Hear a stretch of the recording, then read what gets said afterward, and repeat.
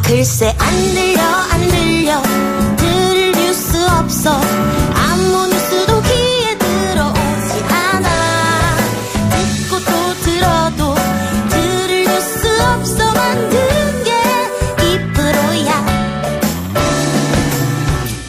이동영의 뉴스 정면승부. 주파수 94.5 YTN 뉴스 FM 이동영의 뉴스 정면승부 3부 시작하겠습니다. 이동영의 뉴스 정면승부는 라디오 주파수 FM 94.5MHz YTN 라디오 전용 앱 예스로 실시간 들으실 수 있습니다. 다시 듣기는 YTN 라디오 홈페이지 또 팟빵 앱과 아이튠즈 팟캐스트에서는 방송 후에 바로 업로드해 드리도록 하겠습니다. 의견 참여 가능한데요. 휴대전화 문자 메시지 샵 0945번 우물정 0945번 단문 50원 장문 100원이고요. 예스 앱에서는 무료로 실시간 댓글 참여 가능합니다. 이 작가야 궁금하다. 이 작가야 문자 줄게 질문다오. 여러분은 지금 웃으며 정보를 입수하고 편안하게 참여하는 이동영의 뉴스 정면승부와 함께하고 있습니다. 생방송에 참여하고 싶은 분들은 샵 0945 우물정 0945번으로 단문 50원 장문 100원의 문자 메시지를 보내주시거나 예스 앱으로는 무료로 참여할 수 있습니다. 지금 바로 보내주세요.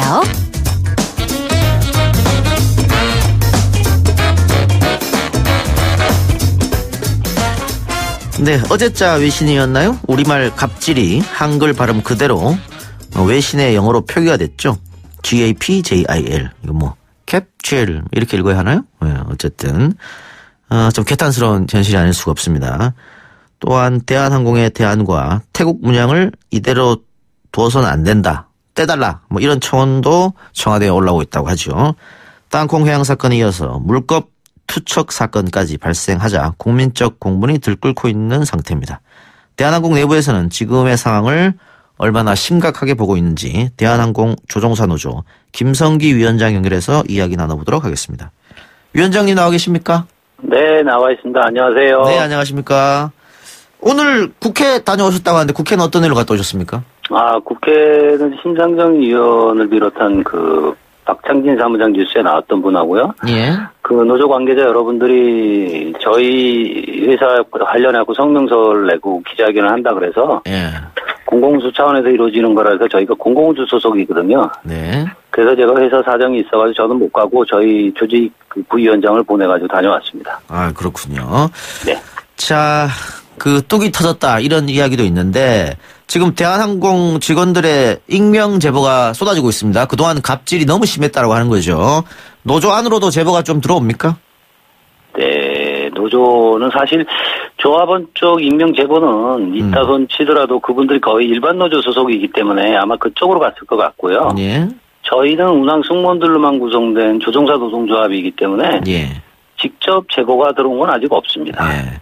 위원장께서도 혹시 총수 일가들 비행을 태우고 해본 적 있습니까? 저는 한 2번 정도. 2번 정도? 예, 있었는데요. 예. 저희 입장에서는 승객이 탑승하기 전에 칵핏 문을 닫고, 그 다음에 이제 탑승하시고 나서 저희가 목적지 도착하면 먼저 내리시고 승객들 다 내린 다음에 문을 열기 때문에. 네. 저희가 직접 부딪힐 일은 사실 없었습니다. 그런데 전직 대한항공 기장의 이야기 보니까. 네. 대통령 전용기도 이렇게는 안 한다. 뭐 이런 얘기도 하셨던데요? 대통령 전용기를 제가 해보지 않아서 어떻게 하는지 모르겠는데요. 네. 경험이 있으신 분이 그렇다 그러면 그런가 보다 생각할 수밖에 없죠. 네. 네. 어쨌든 대한항공 내에서는 지금 재벌 3세죠. 3남매 네. 이야기 이외에도. 네. 3남매 어머니 이야기도 많이 흘러나왔다고 그래요. 네. 그런데 지금까지 이거에 밖으로 드러나지 않았던 이유는 혹시 어디 있다고 생각하십니까? 아시겠지만 예. 일반 기업의 내부 문제가 외부에서 제기되는 것은 한국 기업 정서상 쉽지 않을 거라 생각하고요. 특히 재벌 오너그룹에서 오너 일가의 문제가 있더라도 외부로 제기되는 것은 더더욱 어려울 것이라고 봅니다. 네. 직원들이 아무래도 가불관계가 있기 때문에 알고 있어도 함부로 이야기하지 못한다. 그런 것도 있겠죠. 네, 있겠죠. 예. 예, 그러니까 이번에 그 조현민 전무가 막 그 임원한테 자기보다 나이 많은 임원한테 막 소리 지르고 하는 것도 네. 그동안 여러 번 있었기 때문에 녹취를 할 생각을 했을 거 아닙니까? 네, 맞습니다. 저도 그 음성 파일 보고 자세히 알게 됐습니다. 네, 그러니까 그동안 그 아마 직원들 그 조현민 전문 아니면 조현아 부사장과 같이 일했던 직원들은 상당히 마음고생이 심했지 않을까 그런 추측도 한번 해봅니다. 왜냐하면 뭐 땅콩향 사건 이런 것도 있었으니까요. 네. 네. 그리고 지금 뭐 소위 말하는 뭐 찌라시라고 합니다 인터넷. 네. 그런데 보면 회사 측에서 제보자를 색출하려고 한다. 그래서 휴대폰을 다 제출하라고 했다. 직원들. 이런 네. 얘기도 있던데 혹시 들어보신 적 있습니까? 사실은 지난번에 그 땅콩해양 사건 때 그런 일이 있었던 걸 뉴스를 통해서 알고 있기 때문에 예. 뭐 그럴 생각을 할 수는 있겠지만 지금 사회적인 정서나 분위기로 봐서는 오히려 더 많은 파장을 불러일으킬 수 있기 때문에 못할 거라고 생각하고요. 네. 현재 회전에서는 제가 들은 적이 없습니다. 만약 그런 일이 있었고 네. 저희가 알게 된다면 적극 대응하겠습니다. 아, 노조 차원에서. 네. 네. 그 땅콩향 사건 방금 말씀하셨는데 그때도 직원을 존중하고 소통하겠다. 회사 차원에서 그런 얘기를 했잖아요. 네네네. 그런데 뭐 지켜지지 않았어요, 그러면? 뭐 정확한 사유는 모르겠지만 경영진의 문제니까 소통위원회를 설치하려다 무산된 거로 제가 알고 있고요. 예. 사내 인트라넷에 소통광장이라는 게 설치는 데 있습니다. 근데 뭐 제가 직접 들어가 보지 않아서 얼마나 어떤 의견들을 어떻게 소통하고 있는지는 제가 정확히 말씀드리기가 참 곤란하고요. 아까 제가 모두에 말씀드렸습니다만 그 청와대 국민청원에 대한항공의 네. 대한자를 떼라. 네. 또 태국 문양을 비행기에서 떼라. 이런 청원이 지금 올라오고 있어요. 네. 그리고 뭐 보셨고 들으셨겠지만 대한항공 불매운동도 지금 일어나고 있는 실정입니다. 네네네. 그러면은 어떻게? 결국은 지금 직원들한테 피해가는 거 아닙니까? 네, 맞습니다. 사실은 뭐 개인적으로도 참 참담한 심정이고요. 예. 대한항공 조종사 노조를 대표하는 위원장으로서 답답한 마음 금할 길 없습니다. 하지만 국민들께 부탁드리겠는데, 예. 부탁드리고 싶은데, 예. 대한항공이 대한민국 항공산업 발전에 기여한 바가 있음을 기억하셔서 조금 지켜봐 주시면 고맙겠다는 생각입니다. 직원들끼리 이런 문제에 대해서 서로 좀 한탄하거나 좀 아쉬워하고 이런 얘기 좀 하겠어요? 근데 많이들 하죠. 예. 지금 이제 보도 보니까 대한항공에는 조종사 노조 또 조종사 새노조 일반 직원 노조 이렇게 있는데 네. 이번 사건 관련으로 처음으로 공동 입장을 내놨다 그래요? 네네네, 맞습니다. 예, 어떤 입장입니까? 뭐, 저희가 공동경무에서 발표했듯이 사실은 특히 뭐, 많은 직원들이 다 똑같겠지만 그 애사심을 갖고 열심히 청춘을 바쳐 일했던 직원들 입장에서는 예. 뭐라 그럴까, 뭐, 자괴감을 넘어 분노를 느끼는 분위기였고요. 그 다음에 유관부서에 있는 분들, 직접 당하는 분들이 사실은 그렇게 공개적으로 문제 제기를 해온 기억이 별로 없기 때문에 주변의 직원들은 그냥 뭐, 잘 모르고 있는 상황이죠. 저도 사실은 음성 파일 이번 일을 통해서 처음 들었는데, 예. 그걸 듣고 나서 굉장히 사람들이 감정이 격해지고, 예. 뭐랄까, 격한 감정을 떠나서 이제 분노를 표출하는 조합원들이 많아지는 걸 보면서, 그냥 조합 대표하는 위원장들이 가만히 있어서는 안 되겠다는데 사실은 공감을 느꼈고요. 예. 그래서 가시적인 어떤 행동을 표현을 해서 사과도 하고, 예. 그 다음에 책임지고 물러나는 모습도 보이고, 그 다음에 재발을 방지하는 대책을 경일에 좀 세워줬으면 하는 요구를 하게 된 거죠. 조현민 전무가 지금의 직책에서 모두 내려와야 된다. 노조는 요구가 그런 거죠? 네, 맞습니다. 예. 근데 방금 말씀하셨던 것처럼 대한항공 직원들이 워낙 많기 때문에 네. 이렇게 오너 일가라고 직접 부딪히는 직원들은 몇 명 없지 않겠습니까? 네, 맞습니다. 그러니까 대부분은 이런 갑질을 잘 모를 테고 네. 그 직접 부딪히는 직원들은 이런 갑질을 매일 겪을 테고 네. 그죠? 그런 게 있겠네요. 뭐 만약에 매일 있었다면 거의 옆 주변에 있는 사람 매일 겪을 수밖에 없겠죠. 근데 어쨌든 지금 노조 요구는 다 물러나라 완전히. 근데 네. 지금 회사가 결정한 것은 대기 발령 같아요? 네네, 맞습니다. 그러면 어떻게 대기 발령이라는 것은 조금 여론이 조용해지면 다시 복귀하겠다 이런 뜻으로도 들리는데 어떻게 보십니까? 뭐 해석하시기에 따라서 사실은 그게 가능하다고 느껴지고요. 예. 대기 발령이라는 게 이제 저희는 본사대기라고 표현을 하는데 사내 규칙에 있는 절차이긴 합니다. 하지만 대기 발령이 풀리면 모든 책이나 직급이 다시 살아나면 현업에 바로 복귀할 수 있는 구조이기 때문에 저희는 그것에 대해서 동의하거나 만족할 수 없는 상황입니다. 그러니까 그 노조나 혹은 뭐 많은 국민들도 마찬가지지만 네. 여론이 조용하면 조용해지면 복귀할 것이라고 추측하는 것은 그 앞에 언니죠. 조현아 전 부사장도 네네. 땅콩향 사건으로 큰 무리를 일으키고 실형까지 받았음에도 불구하고 은근슬쩍 지금 복귀했단 말이에요. 네. 그 부분에 대해서 복귀할 때 뭐 노조 차원에서 뭐 항의라든가 이런 건 없었나요? 노조 차원에서 항의할 정도로 정보가 공개되지 않았고요. 예. 사실은 저희도 언론 기사를 통해서 결과가 났을 때 알게 된 거고요. 네. 뭐 사회 구조 특성상 사유재산이 인정되는 자본주의 국가고 그런 자격이 있는 한은 뭐 어떤 형태든 법적인 문제가 해결이 되면 예. 얼마든지 벌어질 수 있는 일이라고 생각합니다. 예. 자, 또 하나 문제가 그 조현민 전무가 네. 미국 국적이다. 네. 그래서 이제 진에어 등기임원 있는 것은 불법이다. 이런 게 드러났어요. 네. 예, 그래서 뭐 국토부가 한번 들여다보겠다 이런 얘기도 하고 있는데 이 부분은 네네. 어떻게 노조 차원에서 들여다보신 점 있습니까? 저희도 사실 이번에 기사를 통해서 처음 알게 됐고요. 예. 그리고 이렇게 법적으로 문제가 된다면 뭐 국토부가 됐든 뭐 경찰이 됐든 어쨌든 사법적인 어떤 검토가 있을 거로 예상이 되고요. 예. 그거를 저희는 계속 지켜보고 관가하지 않겠다는 입장입니다. 위원장님.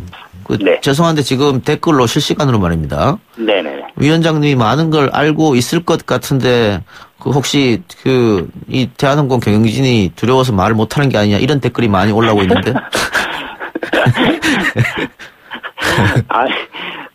그런 입장에 개인적인 입장에서는 그런 해석이 가능하다고 저도 생각들고요. 예. 그런 말씀하실 수 있지만. 사실은 저한테 어떤 우리 그 조합원이 됐든 아니면 조합원이 아니더라도 우리 회사의 직원이 됐든 하는 분들께서 용기를 내셔서 예. 뭐 증인을 서주시다든가 아니면 그 구체적인 어떤 제보를 해주신다라면 예. 제가 얼마든지 말씀을 드릴 수 있지만 예. 지금 우리 사회자님께서 말씀하시는 것처럼 인터넷에 떠 있는 카더라라는 소식을 가지고 네. 제가 그거를 이런 인터뷰하는 자리에서 얘기할 수 없는 알겠습니다. 거는 네. 이해하시지 않습니까? 이해합니다. 예. 예. 그러면 어때요? 그 노조위원장하고 회사 차원에서 회사하고 네. 그 소통이나 이런 거는 있습니까?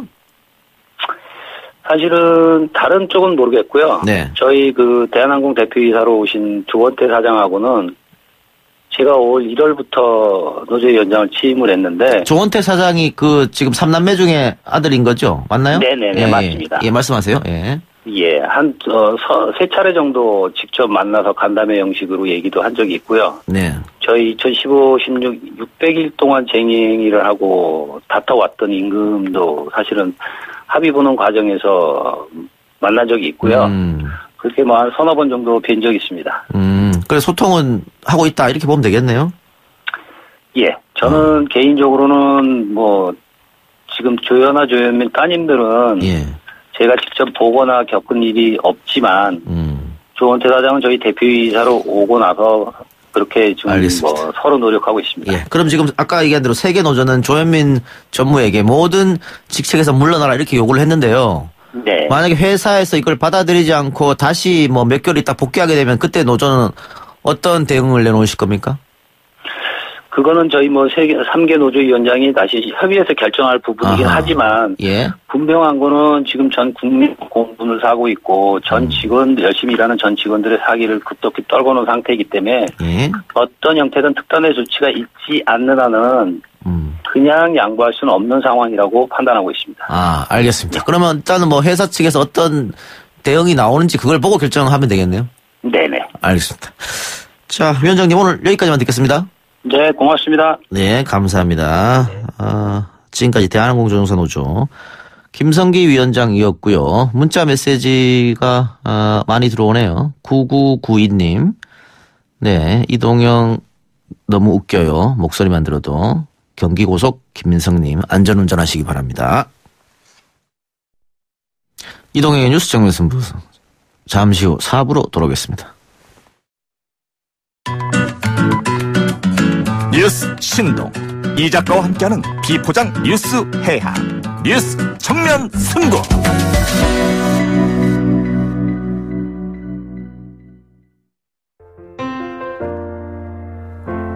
나의 사진 앞에서 울지 마요.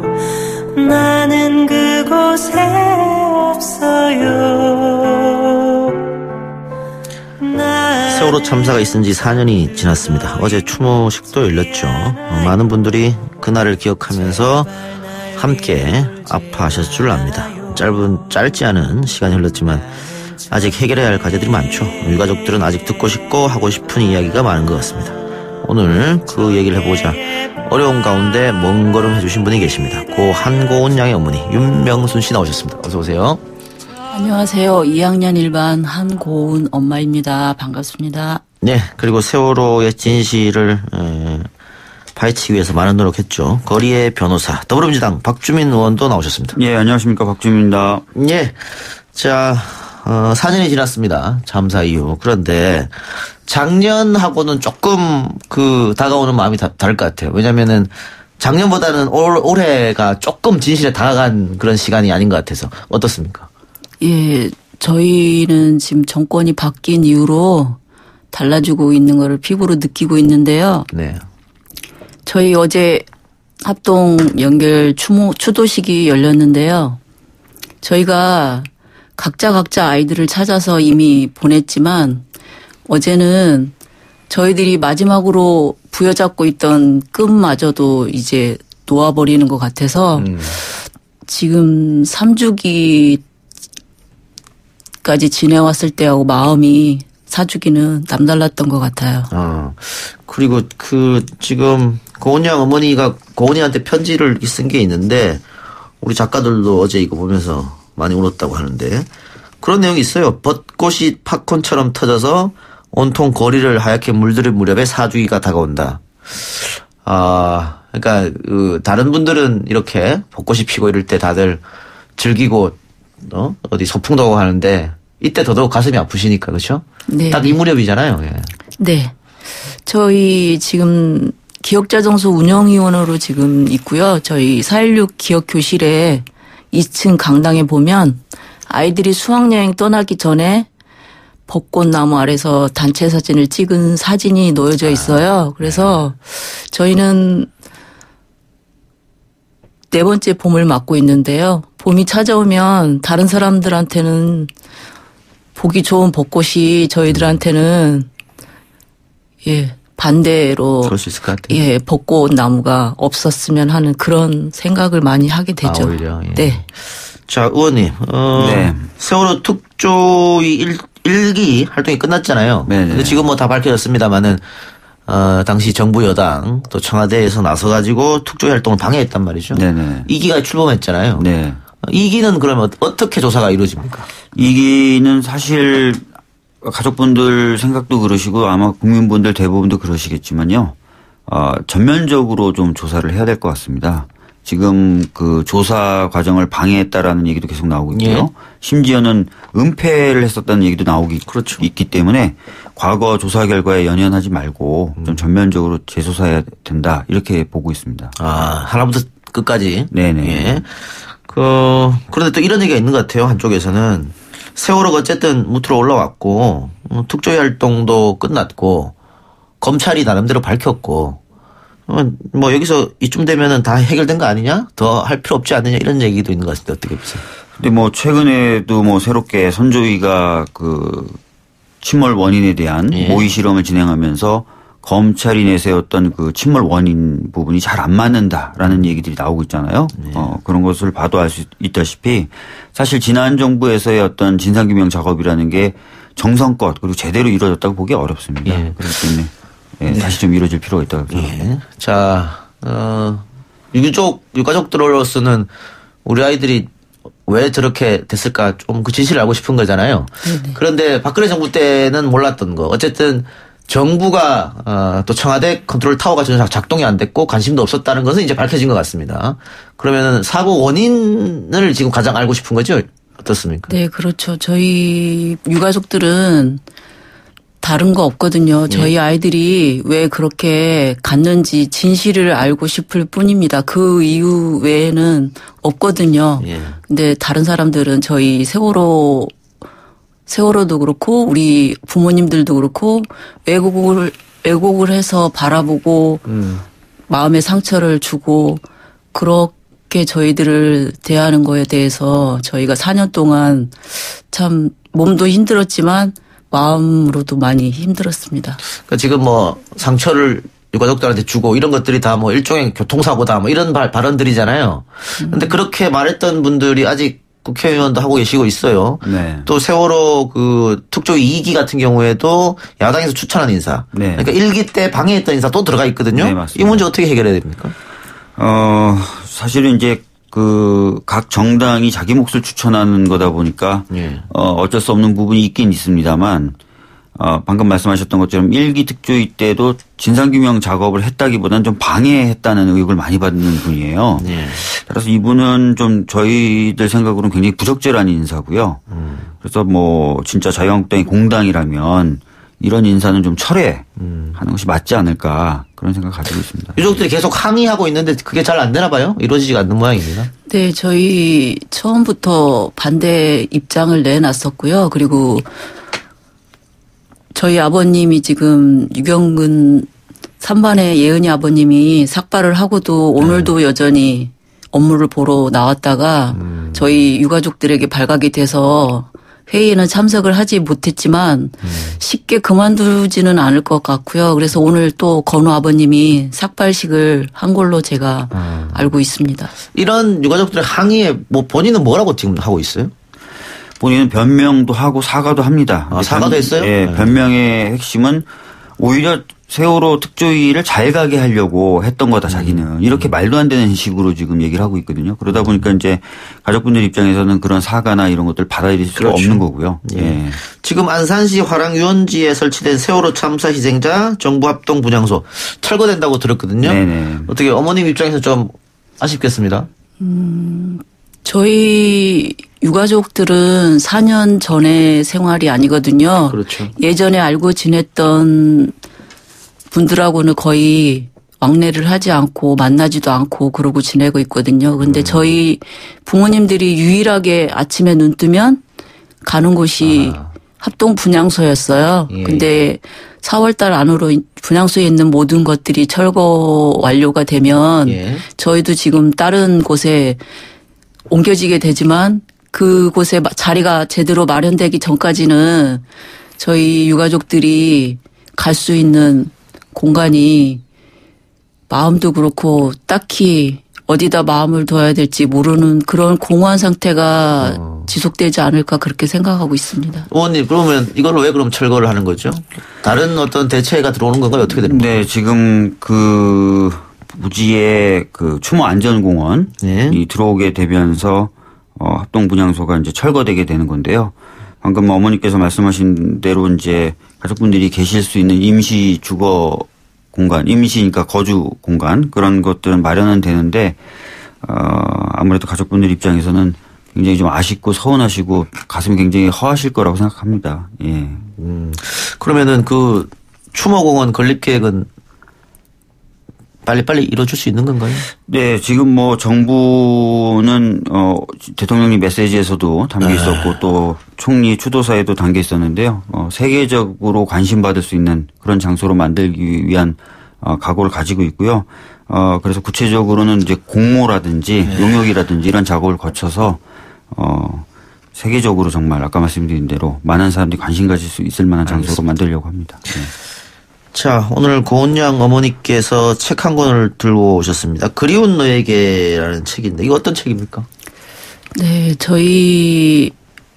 저 같은 경우도 그렇고 다른 부모님들도 마찬가지일 거라고 생각을 합니다. 저희 형제지간에도 아이들 이야기를 할 수 없는 그런 현실이거든요. 그래서 유일하게 유가족들을 만나면은 간간히 아이들 얘기를 꺼낼 수 있는 그런 유일한 시간인데요. 저희들 아이들 이야기는 어디에 가서 이렇게 쉽게 얘기할 수 있는 그런 시간들이 공간이 없거든요. 그래서 저희가 지금 4년 4번째 봄을 맞고 있는데요. 지금 4년 동안 엄마 아빠 가슴 속에 담아두었던 이야기 그리고 진실 규명을 위한 다짐 그리고 아이들의 17년 짧은 생을 추억하는 글도 있고요. 그리고 아이들 있을 때 부모님이 못해줬던 미안함 그런 후회감 그런 걸 부모님들이 힘들지만 그래도 편지에 담았고요. 예. 그리고 그 편지에 글을 쓰는 동안에 저희들 스스로 눈물 흘려가면서 힐링이 됐을 거라고 저는 그렇게 생각합니다. 편지도 있고 지금 고은이 어머니도 편지 쓰셨죠. 네. 제작진이 그리운 너에게 책을 구하려고 서점을 몇 군데 돌아다니는 예고가 없다고 했대요. 좀 많은 서점에서 책을 좀 많이 받았으면 좋겠고 많이 받으려고 하면 우리가 많이 주문해야 되는 거겠죠. 세월호 우리 아이들을 기억하는 마음으로 한 번씩 봐주시길 부탁드리고요. 그 어머니한테 이거 본인이 고은이한테 쓴 편지 읽어달라고 하면 또 눈물바다가 될 것 같고 제가 대신 읽어도 되겠습니까? 네. 다는 못 읽어드리고 이런 부분이 있네요. 딸은 2014년 4월 16일 18살 그대로 머물러 있는데 동생은 고등학교 졸업하고 대학 입학을 앞두고 있어. 정상적이라면 2018년 22살에 딸도 서울예대 방송영상과 졸업반인데 카메라 감독을 꿈꾸던 딸은 꿈을 향해 달려가고 있었을 텐데 이런 이야기인데 고은이가 꿈이 어떻게 방송국에서 일하는 거였습니까? 네. 카메라 감독이 꿈이었고요. 네. 그리고 방송국에서 일하는 게 꿈이었습니다. 지금 이곳 이런 곳에서. 네. 그리고 그때 당시에는 KBS에 입사하고 싶다고 그렇게 저한테 얘기를 한 적이 있는데요. 저도 까만득하게 잊어버리고 있었는데 고은이 책상에 보니까 KBS 한국방송이라고 매직으로 써놨더라고요. 꿈이 굉장히 구체적이었네요. YTN, MBC도 아니고 딱 KBS. 그런데 아까 그 어머니 말씀처럼 17년 짧은 세월이라고 하니까 우리 친구들이 정말 얼마나 꽃다운 나이에 저렇게 갔나 이런 생각이 다시 한번 듭니다. 자, 박지원 의원님. 근데 네. 그 유가족들은 당연히 이렇게 슬퍼하는 건 당연한 거고 네. 해결은 정치권에서 해야 되는 거 아닙니까? 네, 맞죠. 네. 지금 그래서 진상규명 작업을 국회가 지금 도맡아서 하고 있는 거예요? 아니면은 다 권한을 아까 넘겨주는 겁니까? 말씀드렸던 대로 2기 특조위가 지금 발족을 했습니다. 그래서 2기 특조위가 주도를 해서 진상규명 작업을 할 거고요. 특조위의 요청이나 요구가 있다면 정부나 국회가 조응을 해서 같이 진상규명 작업을 하게 될 겁니다. 기간이 정해져 있습니까? 언제까지라고? 예, 일단 2년을 생각하시면 될 것 같습니다. 예. 그 연장이나 이런 건 있나요? 혹시? 네, 있습니다. 예, 예. 그때 가서 만약에 다 밝혀지지 않았으면 다시 연장한다. 이렇게 네, 보면 되겠죠. 자, 참사 당일날 그 박근혜 전 대통령의 행적 일부가 최근 검찰 조사를 통해서 확인됐는데 특조위 1기호를 보면 이 방해 세력들이 박근혜 전 대통령의 7시간은 절대 조사를 못하게 했거든요. 이것만큼은 막으려고 했단 말이죠. 네. 그럼 특조위 조사 2기는 어때요? 이거 조사할 수 있습니까? 수사권이나 이런 게 있나요? 어떻게? 지금 2기 특조위 당연히 뭐 조사 대상에 제한이 없고요. 예. 직접 수사권은 없고 조사권만 있습니다. 그러나 특검 요청 권한이 있는데요. 1기 특조위와는 달리 이 특검을 요청하면 국회가 의무적으로 표결하게 돼 있습니다. 예. 그리고 무제한으로 특검을 요청할 수 있기 때문에 지금 현재 국회 의석 배분 비율에 따르면은 특검 요청이 들어오면 특검이 이제 표결이 될 것이기 때문에 사실상 무제한의 특검 요청 권한을 가지고 있다. 저희들은 그렇게 보고 있습니다. 세월호는 어떻게 지금 뭐 직립 작업을 하고 있고요. 바로 세우는 작업. 예, 5월 달에 직립을 완료하는 것을 목표로 지금 작업하고 있습니다. 어떻게 오래 걸릴 것 같은데? 아니 이제 뭐 거의 대부분의 기초 작업은 끝났고요. 조금 있으면 15,000톤 정도를 끌어올릴 수 있는 크레인이 들어와서 본격적으로 이제 세우는 작업을 하게 됩니다. 그러면 세월호 나중에는 어떻게 뒤에는 어떻게 처리하는 거죠? 지금 세월호 선체 보존 계약에 대해서는 선체조사위원회에서 지금 연구를 하고 있고요. 예. 거기서 연구된 내용을 통해서 정부가 국민 여론을 수렴한 뒤에 결정하게 될 것입니다. 네, 대통령님 메시지로는 세월호 선체도 안전을 위한 교육의 장소와 교육의 공간으로 쓰일 수 있도록 하겠다라는 메시지 담겨 있었습니다. 예.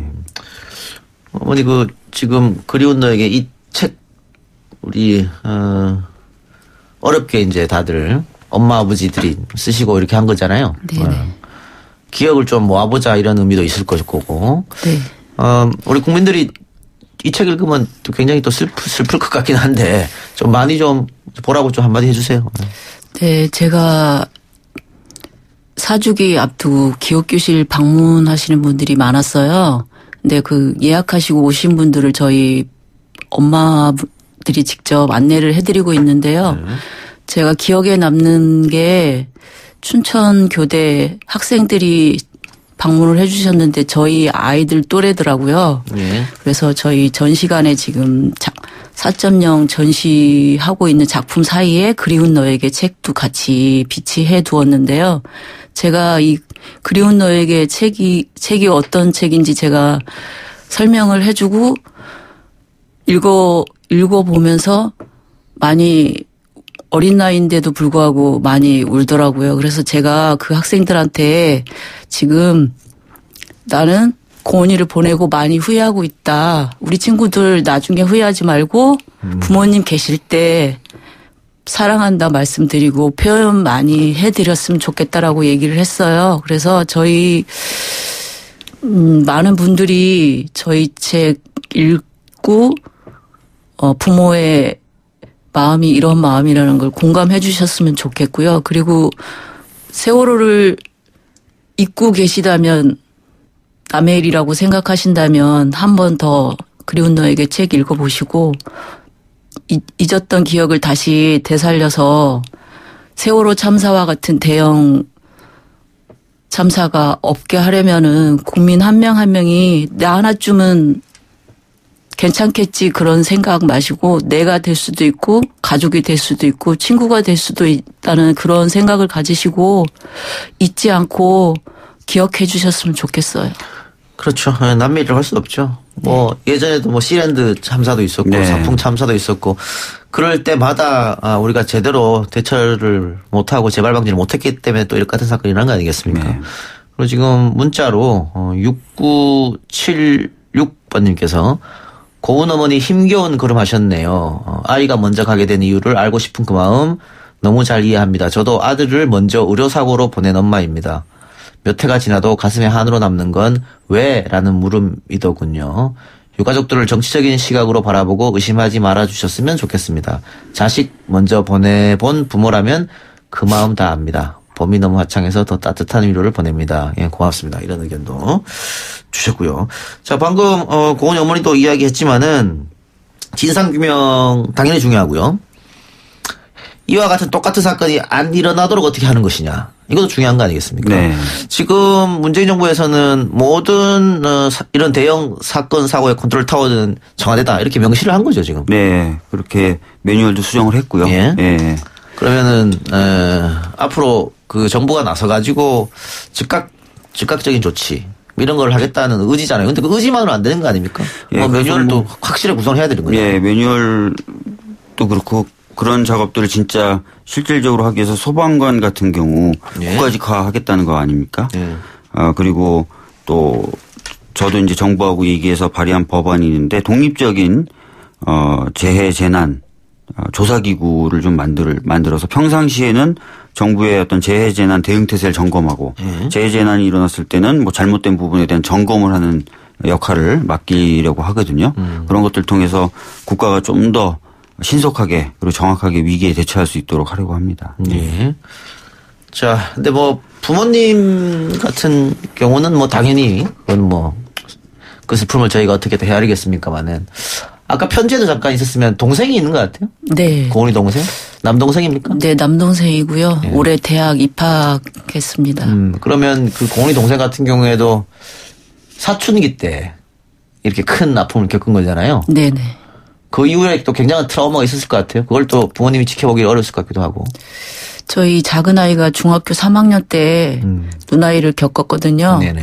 그래서 1년 반 동안 예, 방황도 많이 하고 예, 학교에 가서 끝날 때까지 책상에 엎드려 있다가 오고 공부는 아예 1년 반 동안 그냥 손을 놓고 지나다시피 했는데요. 그래도 다행히 자기가 가고 싶어하는 과를 가게 됐는데 저희 지금 영주에서 학교를 다니고 있거든요. 경북 영주요? 네네. 근데 제가 내려보내면서 걱정은 했어요.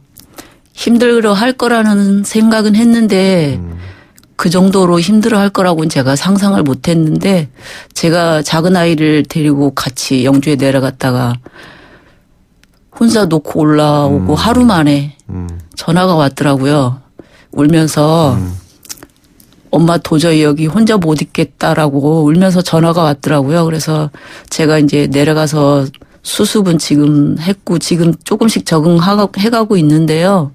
저희 작은 아이 표현에 의하면 순간적으로 공포감이 엄습해 와서 혼자 있을 때. 네. 그래서 견딜 수가 없었다고 무서웠었다고 그렇게 얘기를 하더라고요. 그래서 저는 그 작은 아이를 보면서 마음 아픈 것도 당연하지만 저는 한편으로는 화가 나더라고요. 부모인 나는 이걸 평생 안고 가야 된다고 생각은 하고 있는데 작은 아이까지 이렇게 이런 고통을 트라우마를 평생 안고 살아야 된다는 그 사실이 화가 많이 났었어요. 지금 그러면 혼자 자취하는 모양이죠? 네, 학교 기숙사에 들어가는 거는 이제 다른 아이들하고 지내야 되다 보니까 자기가 자신이 없다고 그래서 지금 먼 눈에. 그 동료들하고 어울린 것도 자신이 없고 혼자 있으면 또 당연히 겁이 나고 쉽지 않네요. 네. 의원님 그러면은 이렇게 유족들의 트라우마 이런 상처 치료해주는 뭐 그런 것도 국가에서 해줘야 되는 거 아닙니까? 예, 지금 그래서 그 시행령을 좀 개정해서 그 지원특별법에 따른 네. 그 치료기간 연장은 지금 정부 차원에서 하고 있고요. 국립 트라우마 센터를 안산에 좀 건립하려는 용역을 4월에 시작하기로 했습니다. 그래서 트라우마 가족분들 트라우마뿐만 아니라 재해재난을 겪은 분들 대부분 트라우마에 시달리거든요. 그런 분들이 잘 좀 치료받을 수 있는 그런 곳을 만들려고 하고 있습니다. 세월호뿐만 아니라 다른 사건으로도. 맞습니다.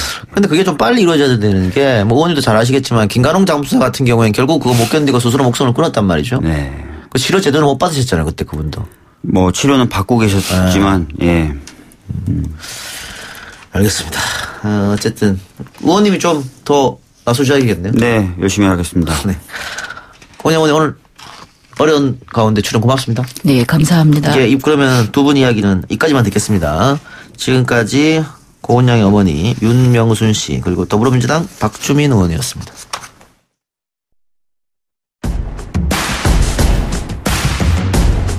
지금으로부터 약 10년 전입니다. 1999년 당시 대통령 김대중은 국무회의에서 대한항공의 이딴 사고에 대해서 안전 문제를 소홀히 한 채 성장만을 추구해온 대한항공의 독단적인 일가족 경영에 문제가 있다. 이제는 전문 경영인의 체제로 바뀌어야 한다. 라고 공개적으로 비판한 적이 있습니다. 대통령의 공개 비판 이후 10년이 지났지만 대한항공의 행태는 바뀌지 않았습니다. 3세 경영으로 이어지면서 조양호 회장의 자녀들은 누구한테 뒤질세라 돌아가며 소위 말하는 사고를 쳤습니다.